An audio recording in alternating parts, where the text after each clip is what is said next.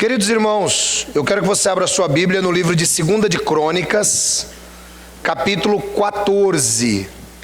Nós vamos considerar aqui pelo menos 2 ou 3 capítulos. E eu quero fazer uma reflexão com você e quero que você se atenha a cada princípio que nós estaremos trabalhando aqui no livro de Crônicas. Ele começa dizendo assim: Abias descansou com seus antepassados e foi sepultado na cidade de Davi. E seu filho Asa foi o seu sucessor em seu reinado. O país teve paz durante 10 anos. Bom, vamos começar entendendo quem foi Asa.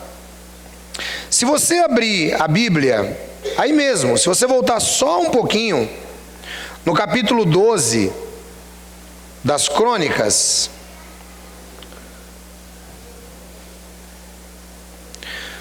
no versículo 16, está escrito: Roboão descansou com seus antepassados, foi sepultado na cidade de Davi. Seu filho Abias foi seu sucessor. Bom, Asa era filho de Abias, era neto de Roboão e bisneto de Salomão. Você vê que é uma linhagem bem próxima de Davi. Por que a gente está dizendo isso, irmãos? Falamos isso porque a vida de Asa, bem como a dos sucessores de Salomão, nos reinos do sul e do norte, elas trazem alguns princípios importantes para nós. E o apóstolo Paulo, ele disse o seguinte, que tudo que foi escrito anteriormente foi escrito para a nossa instrução. Embora nós não vamos trabalhar o Antigo Testamento para construir doutrinas, o Antigo Testamento é a palavra de Deus e tem princípios importantíssimos para a nossa vida. E outra coisa que eu já ensinei a vocês é que quando nós lemos o Antigo Testamento, o nosso foco deve ser Cristo, porque Cristo se revela a cada vírgula do Antigo Testamento na história judaica. E é o caso de Asa. Asa, sendo bisneto de Salomão, diz a Bíblia que ele fez o que Deus se agradava. Olha comigo aí no versículo 2. Asa fez o que o Senhor, o seu Deus, aprova. Retirou os altares dos deuses estrangeiros e os altares idólatras que haviam nos montes, despedaçou as colunas sagradas e derrubou os postes sagrados. Ordenou ao povo de Judá que buscasse o Senhor, o Deus dos seus antepassados, e que obedecesse às leis e os mandamentos dele. Retirou os altares idólatras e os altares de incenso de todas as cidades de Judá. E o reino esteve em paz durante o seu governo. Vamos dar uma pausa aqui, irmãos. Qual é um grande... Não fica mexendo nisso. Pode deixar ele retinho para mim assim, ó. Aqui não perca o foco. É assim, ó. Qual é o grande problema da nação de Israel? O grande problema da nação de Israel é um só. É um só. Se você começar a ler a Bíblia e entender ela direitinho, você só vai achar um problema na nação de Israel, que Deus odiava. Você quer deixar Deus bravo, irmão? Quer deixar Deus bravo? Mas bravo mesmo. Começa a praticar idolatria. Aí você vai ver Deus se voltar contra você. Deus não vai se voltar contra você por causa dos seus tropeços humanos, mas começa a idolatrar para você ver. E é exatamente isso que acontece. Quando nós pegamos os reinados de todos eles, a nação tinha vários problemas comuns aos seres humanos. mas Deus trabalha a questão da idolatria. O Asa, a primeira coisa que ele faz é derrubar os postes ídolos, derrubar os postes sagrados, derrubar os altares de incenso. Porque a nação, irmãos, ela se corrompeu de Salomão para frente. Aliás, o seu Salomão tem uma grande culpa nessa história, porque ele, com as suas 1000 mulheres, criou vários postes ídolos, elevou altares a Milcom, a Astorete, a Aserá, e tudo isso acabou corrompendo a nação. Asa chegou e falou o seguinte: não, vou derrubar tudo isso, nós temos que ser fiéis a Yahvé, acabou. E ele ordenou ao povo que fizesse isso. Então, o primeiro princípio, irmãos, que nós precisamos tirar desta palavra,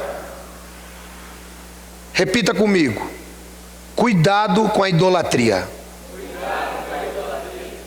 E a idolatria, irmãos, não é só um santo na parede, não. Você deve vigiar o seu coração para ver onde estão se levantando os postes sagrados na sua vida. Talvez o poste sagrado na vida de muitas pessoas hoje é o dinheiro. E muitas pessoas entram por essa linha. Talvez o poste sagrado na vida da pessoa é uma situação que ela coloca à frente de Deus. A diversão, por exemplo. Qualquer coisa, irmãos, que tome a nossa adoração a Deus é idolatria. Quem entendeu o que eu estou dizendo? É idolatria. Às vezes nós, porque Deus é bom, Deus é bom, Deus é muito bom, e ainda bem que Ele é bom. A gente acaba, algumas vezes na nossa vida, colocando coisas acima da adoração de Deus. Eu sempre tenho dito isso, irmãos. Às vezes a pessoa, ela não consegue ter constância na sua adoração. Asa, ele começa ordenando o povo que se volte, vamos adorar ao Senhor, esqueçam a idolatria. Bom, e ele teve paz por 10 anos, olha que legal. Deus viu que o coração de Asa era bom, mas Deus viu que o Asa não era idólatra. Então ele teve paz na vida durante 10 anos. Aí, irmãos, ele aproveitou o momento de paz para fazer uma coisa interessante. Quer ver? Também construiu cidades fortificadas em Judá, aproveitando este período de paz. Ninguém entrou em guerra com ele durante aqueles anos, pois o Senhor lhe deu descanso. Disse ele ao povo de Judá: vamos construir essas cidades com muros ao redor, fortificadas com torres, portas e trancas. A terra ainda é nossa, porque temos buscado o Senhor nosso Deus. Nós o buscamos, e Ele nos tem concedido paz em nossas fronteiras. E então as construíram e prosperaram. Irmãos, o segundo princípio que eu quero trazer para você: busque verdadeiramente ao Senhor, e Ele prosperará a sua vida. Eu sempre tenho dito uma palavra: relacionamento com Deus. Quem é Deus na sua vida? Será que você já aprendeu a ver Deus como eu apresento? Quem mudou o conceito de Deus desde que começou a acompanhar nossas pregações? Levante a mão, por favor. Glória a Deus. E eu vou apresentar de novo o conceito de Deus sobre as nossas vidas. Asa estava em paz, Deus deu paz para ele, Deus deu prosperidade. Então Asa fala assim: vamos aproveitar o momento de paz e o momento de prosperidade para que nós possamos melhorar a nossa casa. Irmãos, esse segundo princípio que eu quero lhe dizer: espere sempre o melhor. Espere sempre o melhor, mas nunca esteja despreparado para o pior. Quem entendeu o que eu estou dizendo? Espera o melhor, mas nunca esteja despreparado para o pior. Se prepare para o pior, porque o pior virá. O dia mau vai chegar. E isso é muito importante, irmãos, porque eu já ensinei para vocês que nós não somos crentes blindados, igual algumas igrejas tentam pregar por aí. Não. Nós não queremos que nada aconteça. Nós não vamos viver uma vida de neuroses, achando que tudo vai acontecer de mal na nossa vida. Não. Você vai viver uma vida sempre esperando o melhor. Sempre. Mas esteja preparado para o pior. Foi o que Asa fez. E já já você vai entender. Ele estava esperando o melhor de Deus, mas ele também estava se preparando para o pior. Eles viviam numa época perigosa. Eles precisavam fortificar as cidades. E é o que ele começa a fazer. Então, o segundo princípio, irmãos, que nós queremos considerar hoje: espere o melhor. Repita comigo. Mas esteja preparado para o pior. É assim. Por que isso, ancião? É assim, irmãos, porque a nossa vida, ela é cheia de altos e baixos. E a Bíblia diz: prepara-te para o dia mau. A nossa vida não é igual aquela linha do aparelho. Já viu uma pessoa quando ela está internada? Tem lá uma espécie de, eu vou falar osciloscópio, porque a minha linguagem é técnica e é mecânica. Mas tem uma espécie lá de osciloscópio que ele vai medindo os batimentos, vai medindo a respiração, vai medindo tudo. Já viu? Quem já viu isso aí? Enquanto o cidadão está vivo, como é que fica aquele aparelho?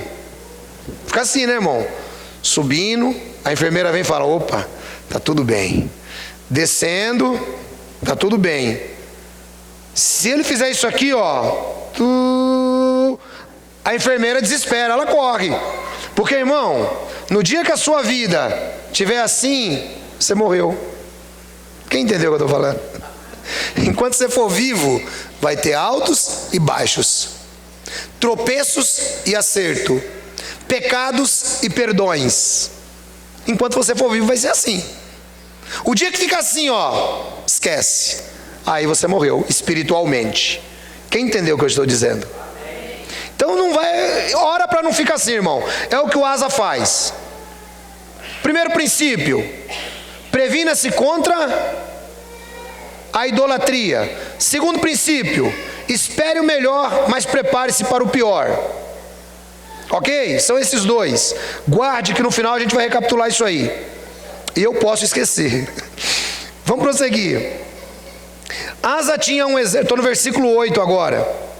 Asa tinha um exército de 300.000 homens de Judá, equipados com escudos grandes e lanças, e 280.000 de Benjamim, armados com escudos pequenos e arcos.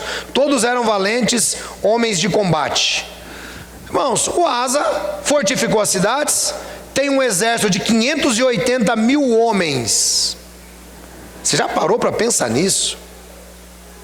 Ele tem um exército grande, um exército poderoso, um exército que é ágil, os homens de Benjamim, com escudos pequenos e flechas.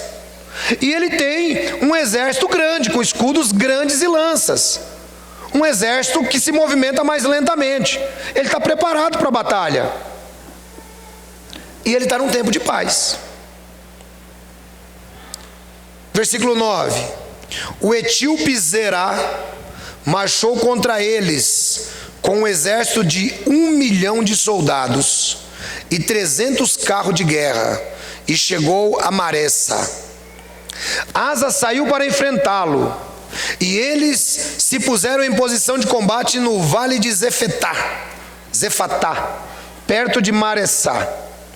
Então Asa clamou ao Senhor, o seu Deus: Senhor, não há ninguém como tu para ajudar os fracos contra os poderosos.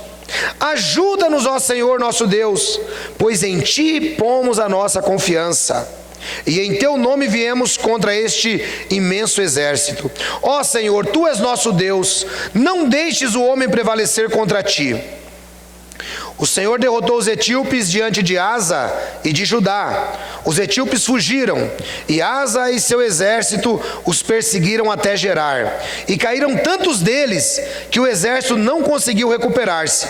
Foram destruídos perante o Senhor e suas forças, e os homens de Judá saquearam muitos bens. Destruíram todas as cidades ao redor de Gerar, pois o terror do Senhor havia caído sobre elas. Saquearam todas as cidades, pois havia nelas muito despojo. Também atacaram os acampamentos onde havia gado, e se apoderaram de muitas ovelhas, e cabras, e camelos, e então voltaram para Jerusalém. Irmãos, aqui nós temos um terceiro princípio para entendermos. Veja a fala de Asa. Asa, ele tem como confiança Yahvé, Jeová. A confiança de Asa está aí. Mas Asa, no período da seca de guerra, não tem guerra, vamos nos preparar. Treinou o exército, fortificou as cidades.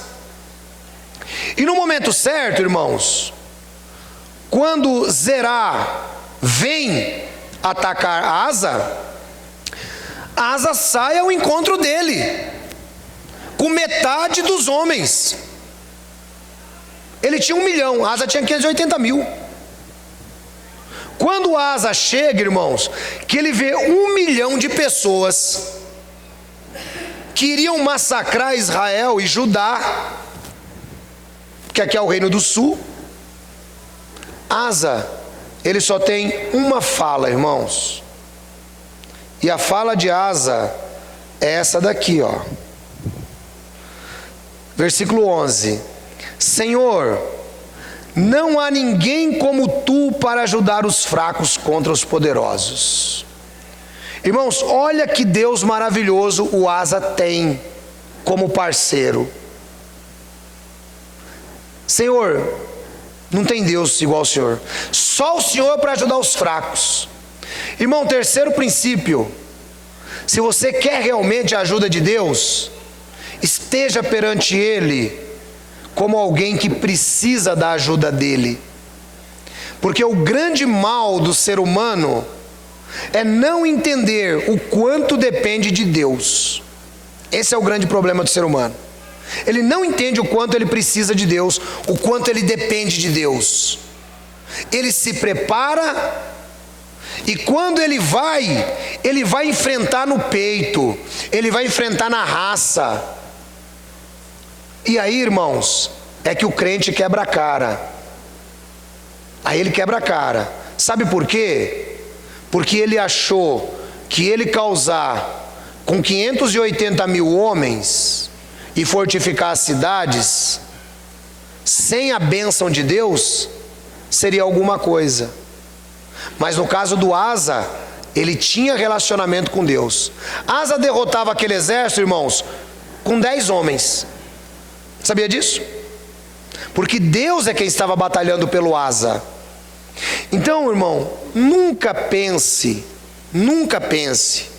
que você vai conseguir nada nas suas próprias forças, na sua própria instrução, no seu próprio dinheiro, na sua própria sabedoria.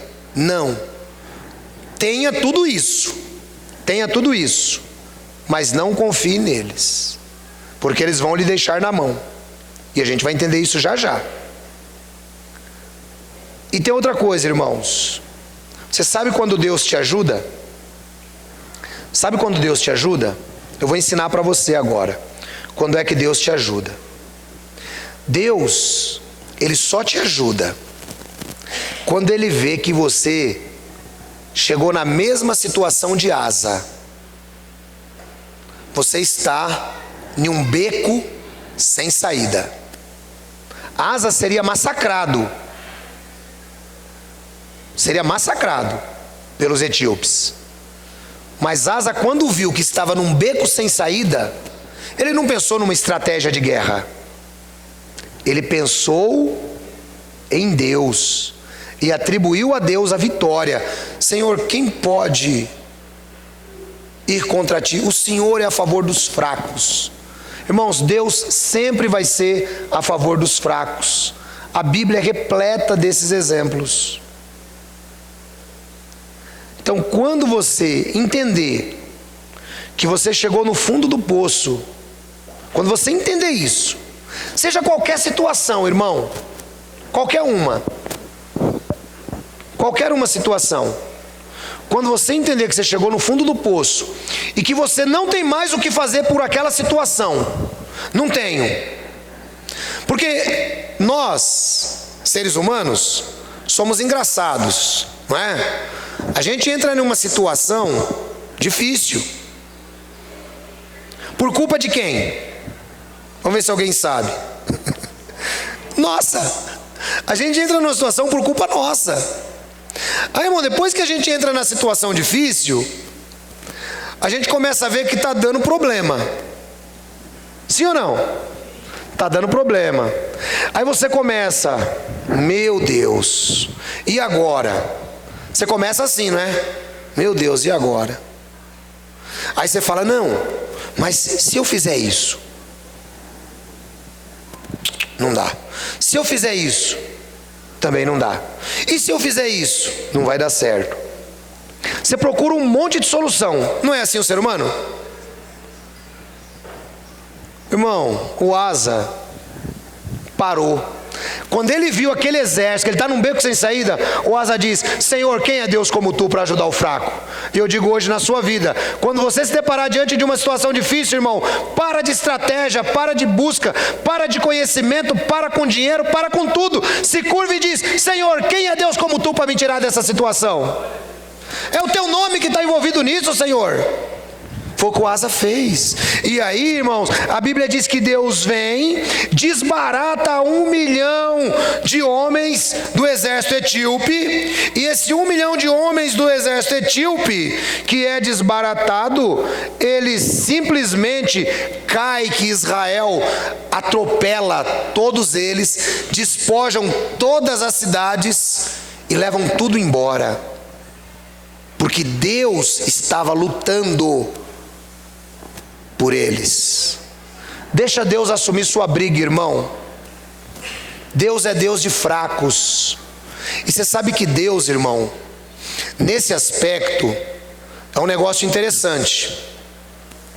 Deus, meu irmãozinho, por gentileza, olha aí porque pode cair. Deus, ele é Deus de fracos.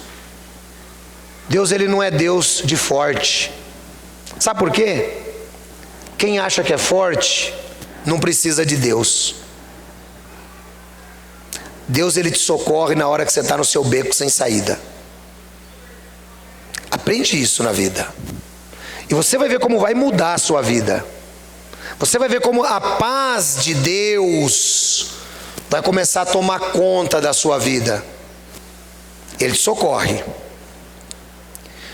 Esse é o exemplo de Asa.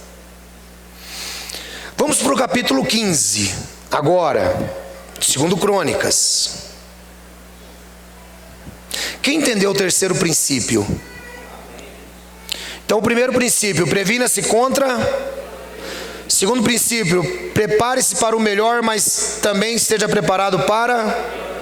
Terceiro princípio, dependemos de Deus. Dependemos de Deus. Nas nossas forças não vai dar certo. Quando você cair no seu quarto de joelho, dizendo assim, não tenho mais o que fazer, só depende do Senhor, aí Deus entra, irmão, começa a trabalhar na sua vida de modo maravilhoso. não importa o que seja. Deus não te olha como eu te olho. Deus, ele olha para você como um filho. E filhos também cometem erros, cometem besteiras. E é assim que Deus está disposto a te olhar, sempre. Capítulo 15. O Espírito de Deus veio sobre Azarias, filho de Odede. Ele saiu para encontrar-se com Asa e lhe disse: escutem-me, Asa e todo o povo de Judá e de Benjamim. O Senhor está com vocês, quando vocês estão com Ele. Se o buscarem, Ele deixará que o encontre, mas se o abandonarem, Ele os abandonará. Irmão, quarto princípio que nós queremos tirar aqui desse texto: o Senhor está com você. Amém?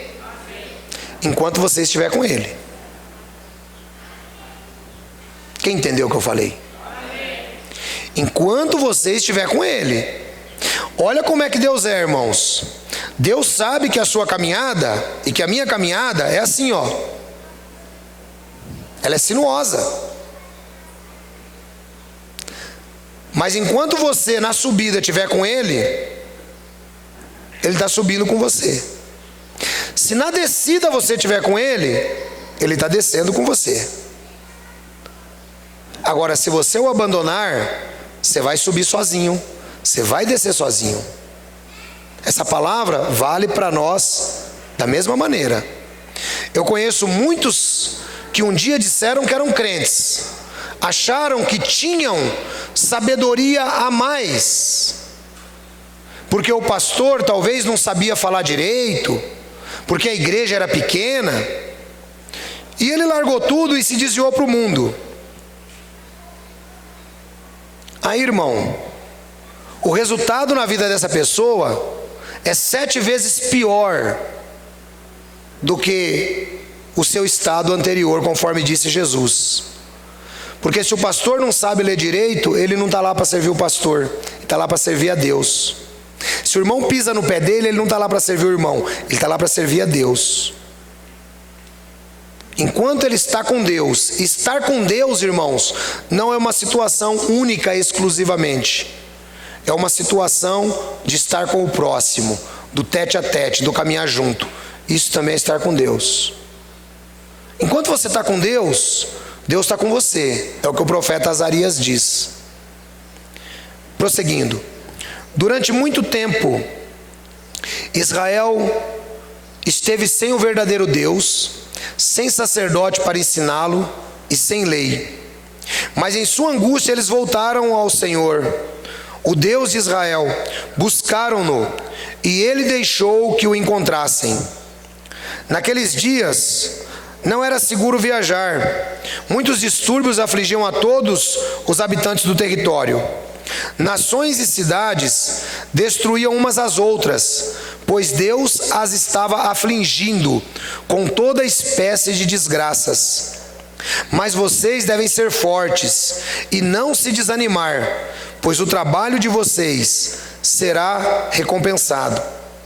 Assim que ouviu as palavras do profeta e a profecia do profeta Azarias, o filho de Odede, o rei Asa encheu-se de coragem, retirou os ídolos repugnantes da terra, de toda a terra de Judá e de Benjamim e das cidades que havia conquistado, mas os montes de Efraim os restaurou.